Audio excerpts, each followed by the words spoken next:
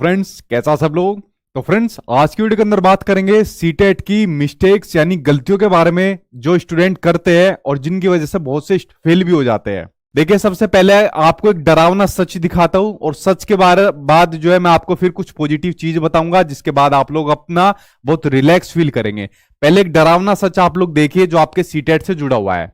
देखिए, पिछली बार का रिजल्ट है, जो पिछली बार आपका एग्जाम हुआ था, ऑनलाइन आपका एग्जाम हुआ था, जो आपका दिसंबर में हुआ था और जो आपके एग्जाम दिसंबर से आपके जनवरी तक चले थे। देखिए, आप लोग इसमें अपना आंकड़ा देख सकते हो। ये आपका पेपर 1 है, पेपर 2 है।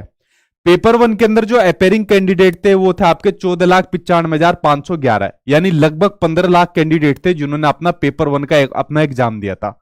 उसमें से पास कितने हुए? मात्र 4,45,467। ठीक है, यानी लगभग 15 लाख में से मात्र 5 लाख के करीब बच्चे पेपर 1 पास हुए, यानी 10 लाख बच्चे करीबन इसमें फेल हो गए पेपर 1 के अंदर। इतना आसान पेपर, सीटेट का पेपर क्या है, सबसे आसान पेपर मैं इसको मानता हूं सीटेट के पेपर को, लेकिन फिर भी इतने बच्चे इस एग्जाम के अंदर फेल हो गए। इनकी क्या वजह है, उनके बारे में आज की वीडियो के अंदर बात करूंगा, उनके समाधान के ऊपर बात करूंगा। इसलिए मैंने कहा था इन गलतियों के बारे में आज के वीडियो के अंदर आपको बताना बहुत जरूरी था, ताकि आप लोग इनके बारे में बच सके। अगर पेपर 2 की बात करें, ये और भी ज्यादा डरावना है। पेपर 2 के अंदर 12,78,165 बच्चे अपेयरिंग हुए थे जिन्होंने एग्जाम दिया था, और पास कितने हुए? मात्र 2,20,069 बच्चे पास हुए। इसमें भी 10 लाख बच्चे प्लस जो है वो फेल हो गए।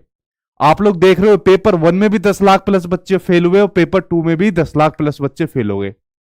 ये इतना बड़ा स्कोर है कि इतना जो पेपर है आसान होने के बावजूद भी, पेपर का लेवल आसान होने के बावजूद भी इतने बच्चे इसमें फेल क्यों हो जाते हैं? इसका वजह क्या है, इसका कारण क्या है?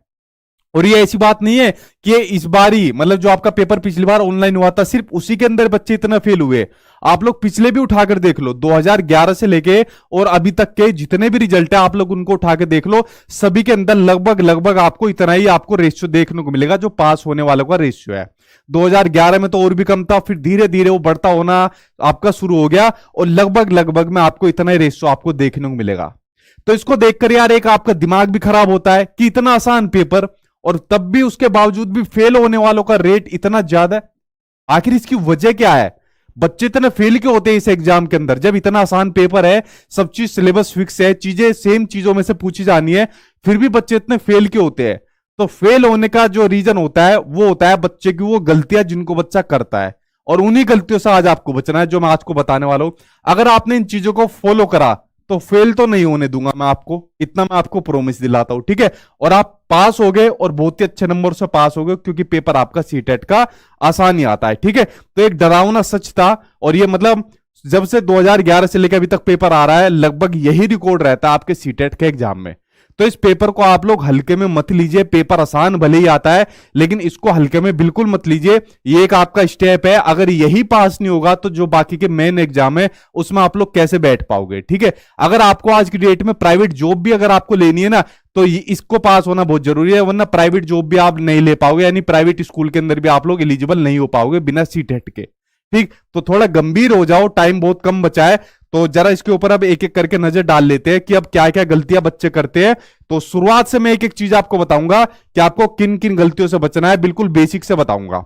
सबसे पहले जो बच्चा गलतियां करता है, शुरुआत से लेके चलता हूं, वो बच्चा गलतियां करता है अपने फॉर्म भरने के अंदर, यही से बच्चे की गलती स्टार्ट हो जाती है। उसके बाद आगे करूंगा एक एक करके बात। बच्चा गलती कर देता है अपने फॉर्म भरने से स्टार्टिंग कर देता है, और यही से उसके दिमाग में नेगेटिव चीज आ जाती है। फॉर्म भरने के अंदर कभी तो अपने नाम के अंदर गलती कर देगा, कैंडिडेट नेम में गलती कर देगा, मदर्स नेम में कर देगा, फादर्स नेम में कर देगा। जब यहां पर गलती कर देगा तो एग्जाम तक उसके माइंड में एक नेगेटिविटी रहती है, यार मेरे नाम गलत रह गया। देखिए, अगर मान लीजिए आपने फॉर्म जो होता है पहले तो उसको प्रॉपर सही तरीके से भरिए, उसको कई बार चेक करिए और फिर उसके बाद उसको सबमिट करिए, ठीक है? ये तरीका हो गया खुद से भरने का। अगर आप खुद से नहीं भरते और किसी कैफे वाले से भरवाते हो, तो कैफे वाले के पास में बैठकर फिर उससे भरवाओ कि भैया हम यही बैठेंगे, अब हमारा फॉर्म भरो। ये नहीं कि उससे डॉक्यूमेंट दे दिए या अपना घर चले गए कि भाई तू भर दियो, हमारा फॉर्म भर दियो। तो सही तरीके से, प्रॉपर तरीके से अपना फॉर्म भरिए। 31 तारीख से आपके फॉर्म बनना स्टार्ट हो गए हैं, ठीक है, 31 अक्टूबर से आपके फॉर्म बनना आपके स्टार्ट हो गए। तो प्रॉपर तरीके से पहले अपना फॉर्म बनना स्टार्ट करिए। हालांकि अगर आपके किसी नाम में, मदर्स नेम में, फादर्स नेम में अगर कोई गलती हो जाती है तो उसका सुधार हो जाएगा आपका, उसकी कोई दिक्कत नहीं है। अगर मान लीजिए आपके किसी जॉब में आपको दिक्कत आती है, मदर्स नेम में, फादर्स नेम में, या किसी भी XYZ में आती है, तो उसके लिए मैं खड़ा हूं, ठीक है। अगर किसी में जॉब में दिक्कत आती है तो मैं उसको सही करा दूंगा, बट मैं ऐसे कुछ चुनिंदा लोग का जल्दी करा सकता हूं, सभी बच्चों का नहीं करा सकता, ठीक है। अपनी जान पहचान से थोड़े बहुत का जल्दी करा दूंगा, वरना आपको एक जो क्राइटेरिया होता है उसको फॉलो करना पड़ेगा और 1 महीने के अंदर आपका नाम सुधार हो जाएगा। बट आपको वहां तक पहुंचना ही क्यों है? अगर आप यहीं पे सही करा लोगे तो आपके एग्जाम तक वो नेगेटिविटी आपके माइंड में नहीं रहेगी और वो जो 1 महीने का प्रोसेस है उससे आप लोग बच जाओगे, ठीक है।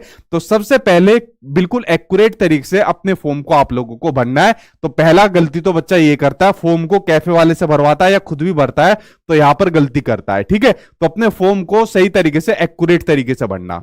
दूसरी बच्चा गलती करता है, लैंग्वेज के अंदर कंफ्यूज हो जाता है। अब देखिए सीटेट के एग्जाम के अंदर आपकी 2 लैंग्वेज पूछी जाती है जो आपके 30-30 नंबर की आती है। अब 2 लैंग्वेज के अंदर भाई आपके पास खुद का आपका ऑप्शन है, आप 2 लैंग्वेज कौन सी लेना चाहते हो। आप लोग हिंदी इंग्लिश ले सकते हो, हिंदी संस्कृत ले सकते हो, आप लोग इंग्लिश संस्कृत ले सकते हो, XYZ कोई भी लैंग्वेज आप लोग 2 ले सकते हो। कुछ बच्चे कहते हैं कि मान लीजिए सर अगर हमने यहां पर संस्कृत ले ली तो आगे जो वैकेंसी जो वाले एग्जाम होते हैं, लाइक आपका केवीएस वगैरह हुआ, जो भी एग्जाम हुआ, क्या उसमें कोई दिक्कत आएगी? कुछ दिक्कत नहीं आएगी। आपने सीटेट में जो यहां पर लैंग्वेज ले ली, जो यहां पर आपने जो भी कीर्तिमान खड़े कर दिए, वो यहां पर आपका पास हो जाएगा, सर्टिफिकेट मिल जाएगा। उसके बाद आगे वो आपका कोई उसका फर्क नहीं बैठेगा, ठीक है। ठीक है, तो यहां पर आपको जो लैंग्वेज है वो यहां पर 2 लैंग्वेज ले लेगा। लेकिन ध्यान रख लेना, अगर मान लीजिए आपने पहली लैंग्वेज हिंदी ली और दूसरी लैंग्वेज मान लीजिए संस्कृत ली, तो आपने एग्जाम टाइम में भी आपको ध्यान रखना है कि पहली लैंग्वेज आपकी हिंदी है, तो वहां पर जब आपके क्वेश्चन शुरू होंगे, ठीक है, तो वहां पर पहली लैंग्वेज आपको हिंदी से स्टार्ट करनी है, यानी कि वहां पर जाकर आपने दूसरी लैंग्वेज हिंदी स्टार्ट कर देना, वरना वहां पर दिक्कत आ जाएगी, ठीक है। तो दोनों लैंग्वेज में आपको बिल्कुल कंफ्यूज नहीं होना, आपको ध्यान रखनी है पहली लैंग्वेज ये है और दूसरी लैंग्वेज हमारी ये वाली है, ठीक है।